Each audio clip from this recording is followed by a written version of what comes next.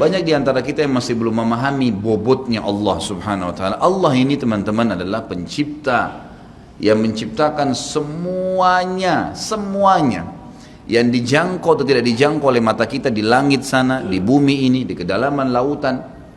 Bahkan Allah memperkenalkan dirinya dalam sebuah ayat yang sangat mulia. A'udzubillahi minasyaitonirrajim. Wa ma tasqutu min waraqatin illa ya'lamuha wa la habbatin fi dhulumatil ardi wa la ratbin wa la yabisin illa fi kitabim mubin.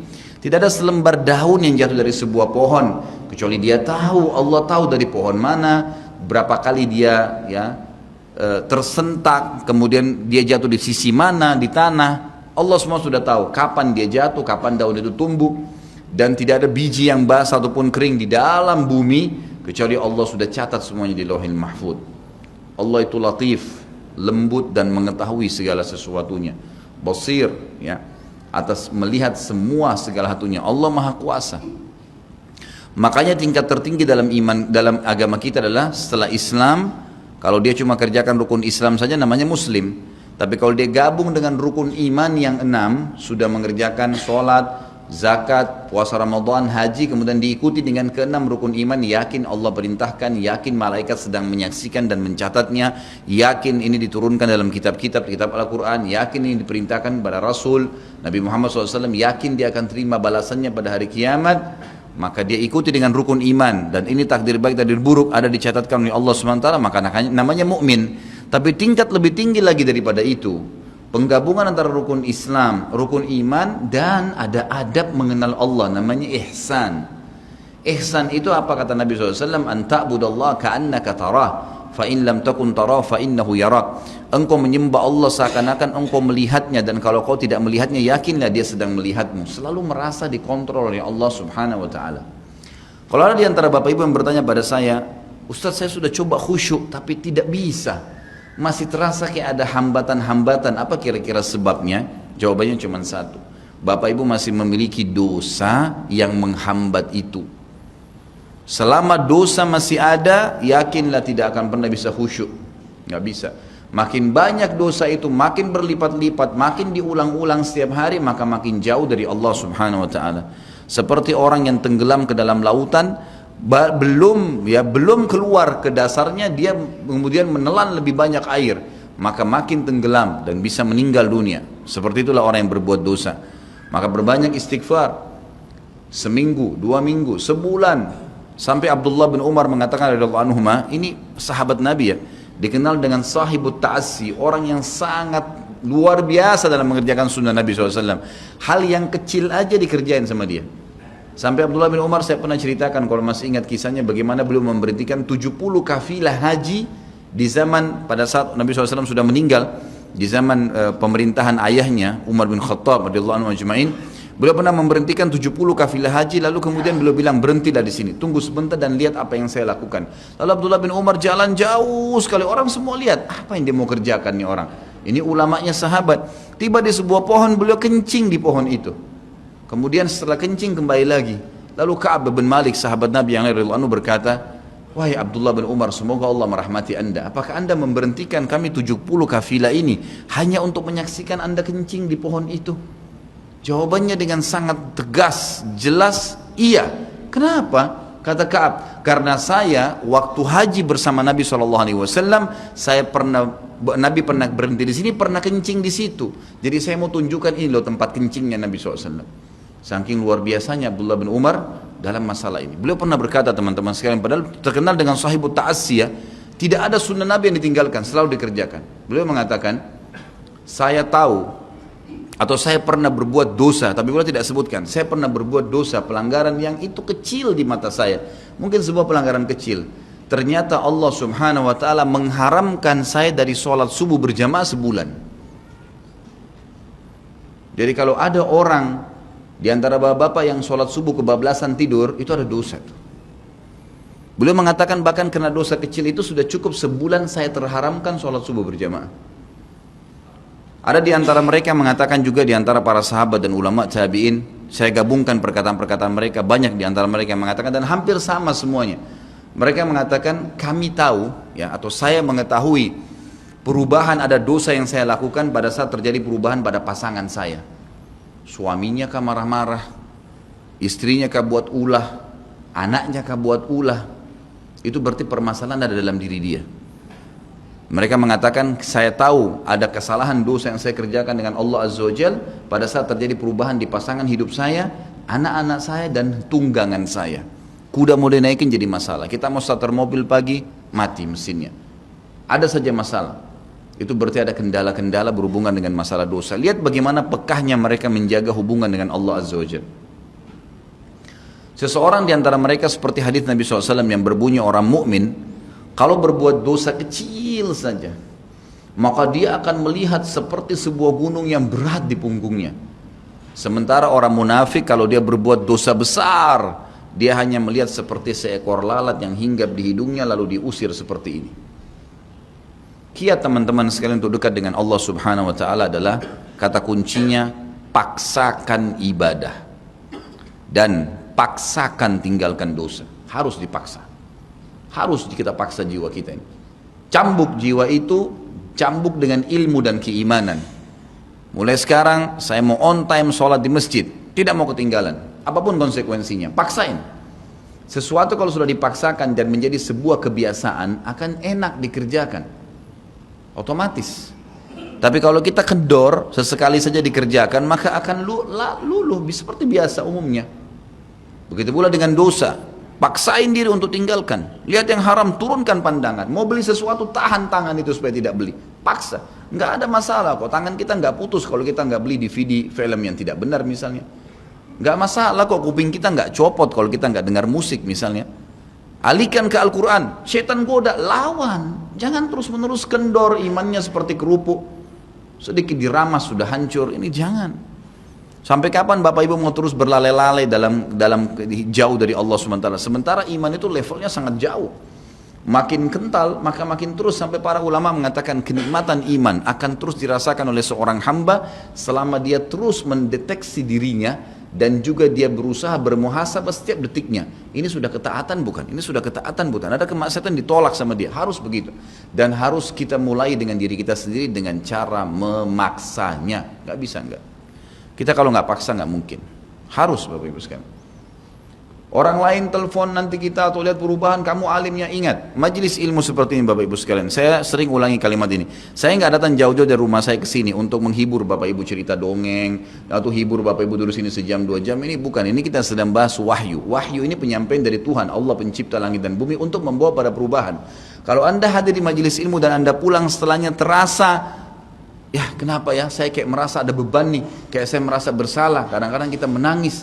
Itu semua peringatan dari Allah Subhanahu wa taala. Ambil, oh ini berarti kebaikan, itu kebaikan. Karena Allah mau dengan perasaan itu kita berubah. Ada perasaan untuk berbuat dosa jadi takut karena sudah hadir di pengajian, itu tanda keimanan. Termotivasi untuk mengerjakan ibadah, hadir lagi di majelis, iya. Begitu teman-teman lihat, kamu alim ya sekarang, iya alhamdulillah, saya sangat bersyukur sama Allah. Jangan malu ucapin itu. Alhamdulillah saya berubah, saya merasa luar biasa, saya bersyukur sama Allah karena Allah masih bisa berikan keselamatan saya sebelum saya meninggal. Mudah-mudahan kamu juga bisa rasainnya keimanan saya. Motivasi dia supaya dia mau ikut. Ini enggak. Kamu sekarang alim ya, masa pakai jilbab begitu? Kenapa kamu pelihara jenggot? Masa azan harus selalu ke masjid? Kemudian, oh iya ya, udah sini aja sholat sama saya. Kendor, sholat di rumah. Kendor, ganti lagi kembali jilbabnya jilbab gaul dan seterusnya. Ini sampai kapan kita mau tergoda nih kira-kira? Waktu terus berjalan. Ingat, setiap peluang ibadah, Bapak Ibu sekalian ingat, Allah peringatkan Anda dan saya seperti cuma ini, penyampaian. Dan kita yang mengubah diri kita. Tidak mungkin saya mengontrol Anda satu-satu di rumah Anda, atau tidak mungkin Allah Subhanahu wa taala menurunkan tangan dari langit. Tetapi Allah Subhanahu wa taala memberikan kepada kita penyampaian dan berikan hati nurani untuk bisa menyentuh hati nurani kita agar kita melakukan, ya, mengerjakannya. Harusnya begitu. Jangan pernah malu untuk berubah menjadi orang lebih baik. Yang malu itu kalau kita menjadi orang lebih buruk. Ingat, peluang-peluang ibadah yang Anda sudah sia-siakan, wallahi Bapak Ibu sekalian, demi Allah Anda akan sesali nanti. Di hari kiamat nyesal, ya Allah, kenapa dulu saya nggak puasa Senin itu ya? Nyesal, ya Allah, kenapa dulu saya nggak sholat tahiyat masjid ya? Saya malah duduk di depan masjid cuma ngobrol-ngobrol. Ya Allah, kenapa dulu saya nggak maksimal bacanya cuma surah pendek ya? Kenapa nggak surah panjang ya? Ini ibadah saja bisa kita sesalin, apalagi kalau dosa, malah lebih parah itu. Menyesalnya luar biasa, tapi nggak ada gunanya. Peluang-peluang ibadah yang Anda sudah sia-siakan tidak akan pernah bisa diperbaiki. Nggak bisa. Ini tadi kalau ada orang tidak ikut sholat sama kita berjamaah maghrib misalnya, kemudian mereka ikut di pengajian lalu merasa tersentuh, coba ya saya ikut dari awal ya. Memang betul, penyesalan bagus. Tapi sudah dicatat dan tidak akan pernah berubah di buku amal pada hari itu, jam itu, sholat itu telat. Pahalanya beda dengan orang yang awal waktu. Apa yang membuat dia telat? Ya dia sendiri, konsekuensinya. Jangan gitu. Makanya motivasi Nabi SAW sangat banyak untuk mengerjakan sholat di awal waktunya, motivasi untuk di saf pertama, motivasi untuk tidak ketinggalan takbiratul ihram pertama imam. Semuanya itu untuk menjaga hubungan dengan Allah Azza wa Jalla. Jadi untuk dekat dengan Allah harus memaksakan diri dalam ibadah dan harus memaksakan diri untuk meninggalkan dosa. Bagaimana tangganya untuk sampai ke sana? Ilmu, majlis ilmu. Hadir di majelis ilmu seperti ini Bapak Ibu sekalian, saya bukan mengatakan karena saya menyampaikan, siapa saja di antara teman-teman dai yang sampaikan, semoga Allah ikhlaskan niat kita semua, itu harus dihadiri, harus. Hadiri majelis ilmu akan mengubah kita. Kalau tidak, dengar, bawa Walkman, bawa headset, bisa dengar di HP kita. Sekarang bisa daripada kita nonton, orang banyak habisin pulsanya hanya nonton YouTube hal-hal yang tidak ada manfaatnya. Nonton ceramah tuh, dengarin. Sambil belanja, sambil macet di jalan, pasang headset di kuping, kemudian kita dengarin ceramah-ceramah itu. Tambah ilmu dengan ilmu, tidak ada kata cukup. Kata para ulama salaf, ilmu itu, ilmu syar'i yang merupakan tangga membawa kita kepada hubungan dengan Allah yang sangat baik, karena dengan keimanan akan muncul, iman akan muncul dengan ilmu itu, ya dia akan memberikan setengah hidupnya dengan cara kita membayar dia dengan seluruh hidup kita. Nggak bisa. Seminggu sekali itu nggak cukup, nggak cukup. Apalagi ada orang sebulan sekali, apalagi ada orang cuman kalau lagi ada waktu lowong, ini nggak bisa. Kita sibuk Bapak Ibu sekalian memberikan makan tubuh kita. Makan makanan, minum, macam-macam variasi, betul untuk fisik, fisiknya sehat. Tapi ruhnya kurus, kerempeng, sakit. Itu luar biasa. Tapi kalau kita balik, fisik kita yang biasa, cukup kenyang sudah. Tapi ruh kita berikan kesehatan yang luar biasa. Orang kalau ruhnya yang sehat Bapak Ibu sekalian, semuanya jadi kecil buat dia. Julaibib radhiyallahu anhu sahabat Nabi itu, saking kecilnya badannya itu sampai diangkat oleh Nabi SAW dengan satu telapak tangan karena kecilnya badannya. Tapi di perang ya Uhud dia bisa membunuh 7 orang kafir. Tidak ada hubungannya dengan kecil badannya, tapi ruhnya kuat, besar. Waktu Nabi SAW balik dari perang Uhud dan terkalahkan oleh orang-orang kafir Quraisy dengan hikmah Allah Subhanahu wa taala, semua sahabat waktu itu mati syahid 70 orang di Uhud, sisa 630 orang bersama Nabi SAW, semuanya terluka, dan minimal luka sahabat waktu itu minimal 7 luka, sabetan pedang, hantaman tombak, sobekan, pokoknya luka semua sahabat. Sampai ada sahabat sudah nggak bisa jalan karena kakinya sobek, punggungnya sobek, dinaikin di kuda, tiba di rumah tinggal dibaringin.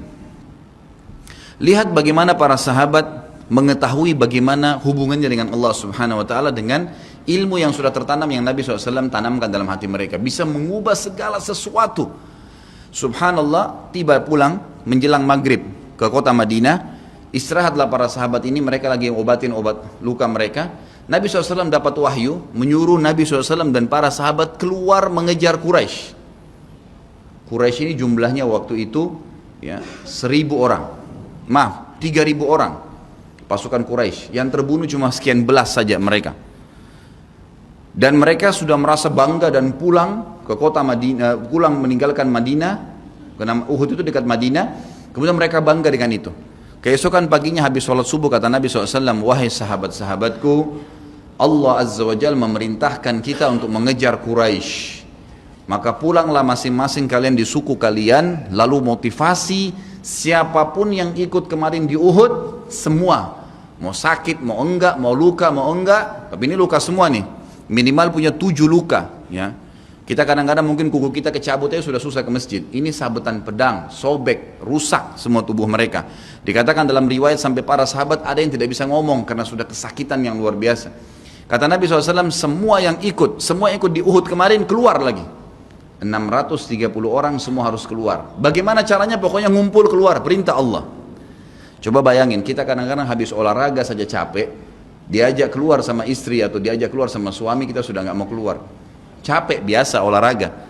Atau mungkin penat, capek, duduk di kantor mau istirahat. Ini habis perang, badannya disabet-sabet, diajak berperang lagi nih. Apa yang terjadi teman-teman sekalian? Pulanglah pimpinan-pimpinan suku sahabat ini, dimulai dengan Sa'ad bin Mu'adz radhiyallahu anhu, sahabat Nabi yang mulia. Luar biasa ini. Orang ini pada saat meninggal, kata Nabi SAW, goncang arsy-Nya Allah dengan meninggalnya Sa'ad. Saat pulang ke kaumnya lalu berkata, wahai kaumku, sesungguhnya Nabi SAW menyuruh kalian untuk kembali menyerang Quraisy. Pada saat itu mereka lagi kumpul saling ngobatin luka, dan di depan mereka yang saling ngobatin luka itu adalah Usaid bin Khudair, sahabat Nabi yang mulia. Ini sahabat Nabi yang satu dari Aus ini, kalau membaca Al-Quran malaikat turun dari langit dengarin bacaannya. Luar biasa.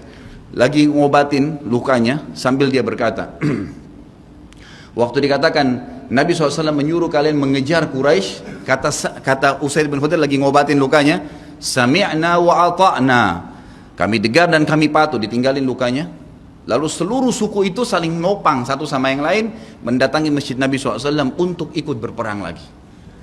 Nggak ada satupun yang tinggal. Ada yang luar biasa, saya terus terang nangis waktu dengar kisah itu, luar biasa. Dua orang anak muda Ansar, saya setiap kenang kisah ini selalu nangis, nggak bisa tahan karena luar biasa. Anak dua orang ini belasan tahun umurnya, dan dua-duanya nggak bisa jalan, Bapak Ibu sekalian, nggak bisa jalan. Luar biasa. Sudah sobek kakinya, sobek punggungnya, bahkan dikatakan di bagian leher ada irisan, di bagian lehernya ada irisan, gitu kan. Kesakitan. Dua-dua ini diturunkan dari kuda, ditidurkan, adik kakak nih. Tapi saya tidak ingat, namanya tidak disebutkan dalam kisah, tapi ini kisah luar biasa. Dan kemarin kebetulan Imam Masjid Haram atau saya lagi umroh nyebutin kisah itu juga. Hampir satu masjid orang menangis mendengarkan kisahnya. Dia mengatakan, waktu sampai ke telinga adik kakak ini umurnya belasan tahun ya, di bawah 20 tahun. Kalau Nabi SAW memanggil seluruh yang hadir di Uhud untuk kembali berperang. Ini mereka nggak bisa jalan nih. Si kakak bilang sama adiknya, kita nggak bisa tinggal di sini nih. Rasulullah SAW sudah memanggil kita untuk menjawab panggilan Allah. Kata adiknya, bagaimana caranya kita merangkak? Bagaimana caranya kita ke sana? Nggak ada yang bisa nopang. Ini berdua lagi sakit. Mereka cuma tinggal sama ibunya. Lalu berkata si kakak, sekali saya seret kamu, sekali kamu seret saya. Mereka saling seret satu sama yang lain, Bapak Ibu sekalian, sampai di hadapan masjid Nabi SAW. Lihat bagaimana iman mereka kepada Allah Subhanahu Wa Taala, luar biasa. Dan ini tidak bisa kecuali kalau dipaksakan. Kalau tidak dipaksakan nggak bisa. Semoga Allah Subhanahu Wa Taala jadikan kita orang yang selalu memaksakan diri untuk ibadah. Karena kalau tidak, kita nggak paksakan, kita akan mati dalam keadaan konyol dan menyesal karena tingkatan-tingkatan di surga akan hilang. Percuma. Baik, saya bacakan pasal kedua. Adab terhadap Allah Subhanahu Wa Taala. Seorang muslim hendaknya melihat segala sesuatu yang telah diberikan Allah kepadanya dengan tiada terhingga, yakni berupa kenikmatan yang tak terhitung. Terlindungnya dia pada saat menempel di dalam rahim ibunya, ketika berupa nutfah atau air mani, menentukan perjalanan hidupnya hingga hari bertemu dengan Rabb-nya Allah Azza wa Jal. Hendaknya ia bersyukur kepada Allah atas nikmat itu dengan lisannya, yakni memuji dan menyanjung Allah secara semestinya. Juga bersyukur kepada Allah dengan anggota badan, dengan cara menggunakannya di dalam ketaatan kepada Allah Subhanahu wa Ta'ala. Karena mengingkari nikmat, tidak mengakui kelebihan yang diberikan Allah, mengingkarinya beserta kebaikannya, bukanlah termasuk adab kepada Allah. Sebagaimana Allah berfirman dalam surah An-Nahl ayat 53, A'udzubillahi minasyaitonirrajim. Wa ma bikum min ni'matin faminallah. Dan apa saja nikmat yang ada padamu, maka itu dari Allah datangnya. Dalam surah An-Nahl ayat 18 Allah berfirman, A'udzubillahi minasyaitonirrajim, wa in ta'uddu ni'matallahi la tuhsuha. Dan jika kalian menghitung-hitung nikmat Allah, maka kalian tidak akan mampu untuk menghitungnya. Begitu banyak nikmatnya Allah, Bapak Ibu sekalian. Kita berbuat maksiat, pelanggaran-pelanggaran, tapi Allah masih bisa memberikan kita oksigen gratis. Cahaya masih bisa ditangkap oleh mata kita. Telinga kita masih bisa menangkap suara sehingga mengetahui apa yang diinginkan oleh kita. Setelah bertahun-tahun berbuat dosa, dengan taubat kepada Allah, Allah bisa ampuni. Itu luar biasa. Nikmat Allah tidak bisa terhitung. Rugilah orang-orang yang tidak menyembah Allah Subhanahu wa Ta'ala. Dan kalau seandainya, kata Ibnu Taimiyah rahimahullah, Orang-orang yang bermaksiat kepada Allah itu tahu bagaimana nikmatnya keimanan yang ada dalam hati kami ini, sehingga kami bisa menangis dan kami bisa merasakan dekatnya dengan Allah, bahkan merindukan surga dan selalu merasa diri jauh dari neraka. Maka niscaya mereka akan membelah dada-dada kami dan mengambil keimanan itu, karena mereka tidak akan pernah merasakannya. Keimanan akan membuat makanan sederhana menjadi mewah, tidur di tempat yang biasa akan menjadi nyaman, bahkan cobaan seberat apapun menjadi kecil buat kita, karena keimanan kepada Allah Subhanahu wa taala. Dan itu sebuah nikmat. Itu hanya bisa dirasakan kalau kita betul-betul memaksakan diri beribadah kepada Allah Subhanahu wa taala. Allah berfirman dalam surah Al-Baqarah 152 dalil selanjutnya, A'udzubillahi minasyaitonirrajim. Fadhkuruni azkurkum washkuruli wala takfurun. Ingatlah selalu aku, kata Allah. Selalulah berzikir, selalulah patuh, selalulah kerjakan ketaatan-ketaatan, nikmatilah yang halal, jauhilah yang dilarang, maka aku akan ingat kepada kalian. Bayangkan kalau seorang presiden mengingat kita, bagaimana bangganya kita disebut-sebut nama kita di hadapan orang-orang yang di sekitarnya. Bagaimana dengan Allah pencipta langit dan bumi yang mengingat kita. Dan bersyukurlah kepadaku dan jangan kalian mengingkari nikmat-nikmatku. Oleh karena itu, tidaklah beradab jika seseorang lari kepada sesuatu yang tidak memiliki tempat pelarian, bersandar kepada yang tidak memiliki kemampuan apapun, serta bertawakal kepada yang tidak mempunyai daya dan kekuatan. Allah Subhanahu wa taala berfirman dalam surah Hud ayat 56, A'udzu billahi minasyaitonir rajim, ma min dabbatin illa huwa akhidun binasiyatiha. Tidak ada sesuatu atau tidak ada suatu binatang pun melainkan dialah yang memegang ubun-ubunnya. Allah Subhanahu wa taala memegang semuanya. Harimau pun yang buas. Demi Allah Bapak Ibu sekalian, kalau Anda minta kepada Allah, tidak akan bisa menerkam Anda. Pasti itu. Api pun tidak membakar Nabi Ibrahim alaihissalam karena memohon kepada Tuhannya api itu. Semuanya bisa berubah dengan hubungan kepada Allah Subhanahu wa taala. Ini kekuatan yang luar biasa ini. Seseorang kan sangat tenang hidup dimanapun asal dia jaga hubungannya dengan Allah Subhanahu wa taala. Dalam surah Zariyat ayat 50 Allah Subhanahu wa taala berfirman, A'udzu billahi minasyaitonir rajim, fafirru ila Allah inni lakum minhu nadhirun mubin. Bersegeralah kalian kembali kepada Allah, taatilah Allah, sesungguhnya aku sebagai pemberi peringatan yang nyata dari Allah Subhanahu wa taala kepada kalian. Nabi SAW mengingatkan orang-orang Mekah pada saat mau turun ayat ini. Beliau mengatakan, wahai orang-orang Quraisy, apakah kalau saya mengatakan bahwasanya di luar kota Mekah ini ada pasukan yang akan menyerang kalian, kalian akan percaya apa yang saya ucapkan? Kata orang-orang Quraisy, tentu saja hai Muhammad, karena kami tidak pernah dengar kamu bohong sekalipun seumur hidupmu. Maka Nabi SAW segera menunggangi keadaan tersebut, mengatakan, wahai Quraisy, ketahuilah sesungguhnya saya utusan Allah dan di belakang saya ini ada azab yang menyedihkan. Jangan sampai kalian kufur. Jadi Nabi SAW sudah mengingatkan, ikutin ini, nikmatin apa yang diperintahkan, apa yang dihalalkan, jauh yang dilarang, kalian akan bahagia. Hanya itu saja perintah dari Allah Subhanahu wa taala. Nabi SAW sudah mengingatkan orang-orang Quraisy dan juga jadi pelajaran buat kita. Juga dalam firman-Nya surah Al-Maidah ayat 23, A'udzu billahi minasyaitonir rajim wa 'alallahi fatawakkalu in kuntum mu'minin. Dan hanya kepada Allah lah kalian harus bertawakal, mengembalikan semua urusan jika kalian benar-benar orang yang beriman. Sisi yang lain, seorang muslim juga harus melihat kepada kelemah lembutan Allah Subhanahu wa taala kepadanya di dalam setiap urusannya, melihat kepada kasih sayang Allah kepada dirinya dan seluruh makhluknya, lalu berkeinginan kuat untuk mendapatkan tambahan kelembutan dan kasih sayang itu, sehingga dirinya akan selalu merendahkan diri kepada Allah dengan kerendahan yang murni dan dengan doa, bertawassul kepadanya dengan perkataan yang baik dan amal soleh. Kalau kita lagi makan, syukuri alhamdulillah. Dan ingat teman-teman sekalian, saya pernah jelaskan juga, hati-hati dengan hukum syamata namanya. Syamata itu merendahkan orang lain. Kalau ada sesuatu yang tidak ada pada kita teman-teman sekalian, syukurlah kepada Allah Subhanahu wa taala. Jangan pernah sampai menghina orang lain, karena Allah meninggikan derajat kita justru dengan kita bersyukur. Kata Nabi SAW, kalau kalian lihat aib pada diri seseorang, ucapkanlah alhamdulillahilladzi afani mimma btala bihi Wa faddalani ala katsirin mimma khalaqa tafdila. Segala puji bagi Allah yang telah menyelamatkan saya dari apa yang dicobakan kepada orang ini dan mendahulukan saya dengan kelebihan yang banyak dari makhluk-makhluk yang lain. Kita harus seperti itu, dengan syamata. Kata Umar radhiyallahu anhu, apa itu syamata seperti ini? Umar bin Khattab berkata, aku khawatir kalau ada seorang wanita hamil lewat di depanku karena perutnya besar, lalu aku berkata dalam diriku, kenapa ya perutnya seperti itu? Maka Allah menghukumku dengan membuatku hamil. Sampai begitu mereka mengatakan dan berhati-hati sekali dengan kelemah lembutan Allah subhanahu wa ta'ala.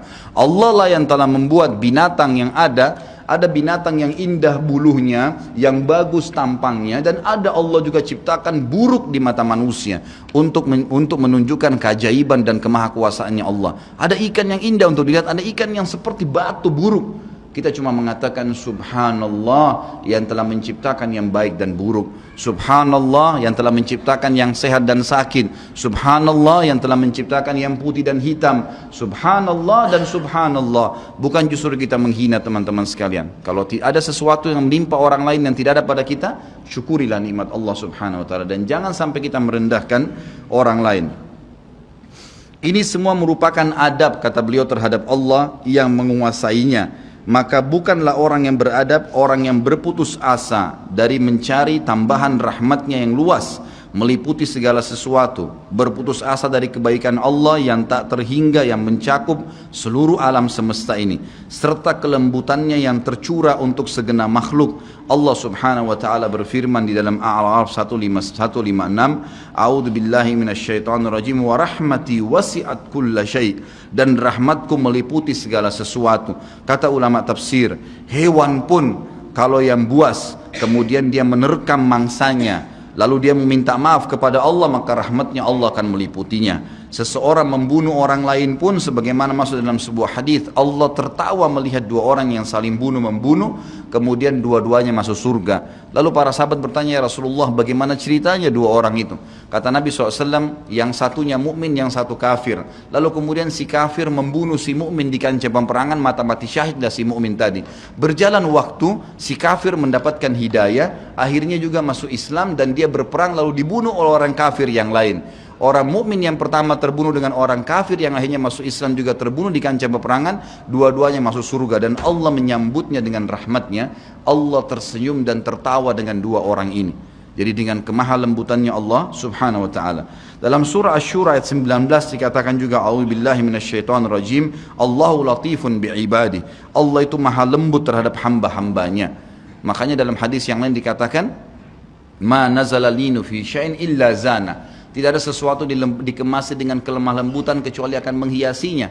Dikatakan Allah latif, Allah itu lembut, yuhibbul lutf, dia suka dengan kelemah lembutan, gitu kan. Wa ma nuzi'a min syai'in illa syana. Tidak ada sesuatu diangkat darinya kelemah lembutan kecuali akan merusaknya. Tidak ada manfaatnya mencak-mencak, marah-marah tuh. Emosi habisin waktu-waktu kecuali dalam pelanggaran agama saja. Tapi kalau bukan pelanggaran agama, maka jangan, tidak perlu semua. Dikatakan dalam hadis Bukhari, Nabi SAW kalau berhubungan dengan hak beliau urusan dunia, semuanya ditoleransi. Tapi kalau sudah berhubungan dengan hak Allah subhanahu wa ta'ala, barulah beliau tegas. Ya, ini sifat Nabi Muhammad SAW. Kita baca dua ayat lagi baru kita tutup. Sudah masuk waktu? Surah Yusuf ayat 87, A'udzu billahi minasyaitonir rajim, la tai'asu mir rauhillah. Janganlah kalian putus asa dari rahmat Allah. Sebagaimana hadis tentang orang yang membunuh 99 jiwa, kemudian dia datang kepada seseorang abid, orang ibadah tapi tidak punya ilmu. Apakah Allah masih akan ampuni saya? Dia mengatakan tidak mungkin. Kamu membunuh 99 jiwa. Lalu kemudian dia membunuh orang itu, kata Nabi SAW, digenapkan 100. Kemudian dia menemui seorang yang alim, lalu dia bertanya, apakah Allah masih ampuni saya dengan 100 orang yang sudah saya bunuh? Maka kata orang tersebut, tentu saja. Allah rahmatnya telah meliputi segala satunya. Allah akan terima taubat, maka dia bertaubat. Pada saat dia bertaubat orang tersebut kepada Allah SWT, lalu dia mau pulang setelah bertaubat, lalu dia meninggal tengah jalan. Kata Nabi SAW, Allah mengutus dua malaikat, satu malaikat rahmah, satu malaikat azab. Malaikat rahmah akan membawa ruhnya yang memperlihatkan taman dari taman surga, dan malaikat azab memperlihatkan lubang dari lubang neraka. Maka datanglah malaikat yang ketiga menghakimi di antara keduanya, lalu kemudian malaikat ini mengatakan, yang datang ketiga yang menghakimi dua malaikat yang sedang memperebutkan orang yang tadi baru taubat ini, ukurlah jejak kakinya. Maka diukur, ternyata jalan menuju ke tempat taubatnya itu lebih satu jengkal kaki. Ya, satu jengkal kaki saja. Maka dengan itu Allah masukkan dia ke dalam surga. 100 jiwa sudah dibunuh teman-teman sekalian. Ini bukan main-main. Dosa yang sangat besar tapi rahmat Allah sangat luas. Az-Zumar ayat 53 kata Allah Subhanahu wa taala juga, a'udzubillahi minasyaitonir rajim, wala taqnatu mir rahmatillah. Jangan pernah putus asa dari rahmat Allah Subhanahu wa taala. Paragraf terakhir yang saya bacakan, nanti insya Allah kita lanjutkan setelah sholat ba'diyah isya. Seorang muslim harus melihat bagaimana dahsyatnya siksaan Rabbnya. Allah SWT maha lembut, tapi jangan lupa Allah azabnya sangat pedih. Seorang muslim harus melihat bagaimana dahsyatnya siksaan Rabbnya, kerasnya azab dan kecepatan hisabnya. Kalau datang seketika, gitu kan? Dan tidak ada yang bisa bendung, sehingga dia bertakwa atau takut kepadanya, menjaga diri terhadapnya, serta meninggalkan segala kemaksiatan. Maka ini pun merupakan bentuk adab kepada Allah, sehingga tidaklah seseorang itu beradab menurut orang-orang yang berakal apabila ia menentang Allah dan berlaku aniaya atau zalim. Padahal ia seorang hamba yang lemah, namun justru menentang Rabb yang maha perkasa lagi maha kuasa, maha kuat lagi maha perkasa. Dan Allah berfirman dalam surah Ar-Ra'd ayat 11, A'udzu billahi minasyaitonir rajim, wa idza aradallahu biqaumin su'an fala maraddalah wa ma lahum min dunihi min wal. Dan apabila Allah menghendaki keburukan terhadap satu kaum, maka tidak akan pernah ada yang bisa menolaknya, dan sekali-kali tidak ada pelindung bagi mereka selain Dia. Kalau Allah sudah mau hancurkan, maka tidak akan pernah ada yang bisa membendung. Juga dikatakan dalam surah Al-Buruj ayat 12, A'udzu billahi minasyaitonir rajim, inna batsya rabbika lasyadid. Sesungguhnya azab Rabbmu benar-benar keras. Jadi teman-teman, jangan tantang Allah. Kalau anda buat dosa, lindungi, tutupilah dan bertaubat kepada Allah. Jangan tantang, nggak mungkin lah, masa Allah haramin, ya sudah diolok-olok orang yang berbuat ketaatan, ini berbahaya. Karena kalau datang azabnya Allah Bapak Ibu sekalian, menyakitkan sekali, sangat luar biasa. Saya sarankan juga anda bisa ya melihat di YouTube azab-azab Allah, itu akan banyak cuplikan yang orang-orang memang kena kutukan dari Allah Subhanahu wa taala. Bisa mudah-mudahan menambah iman kita. Ayat yang terakhir adalah surah Al-Imran ayat 4 yang bunyinya, A'udzu billahi minasyaitonir rajim, wallahu azizun dzuntiqam. Allah itu maha perkasa, maha mulia, dan Allah mempunyai balasan siksaan yang sangat keras. Ingat, Allah memang maha pengampun, tapi Allah juga dari sisi lain azabnya sangat keras. Maka harus hati-hati Bapak Ibu sekalian dalam menjaga hubungan dengan Allah Subhanahu wa taala. Nanti kita lanjutkan lagi dengan yang tersisa setelah salat ba'diyah insyaallah. Subhanakallahumma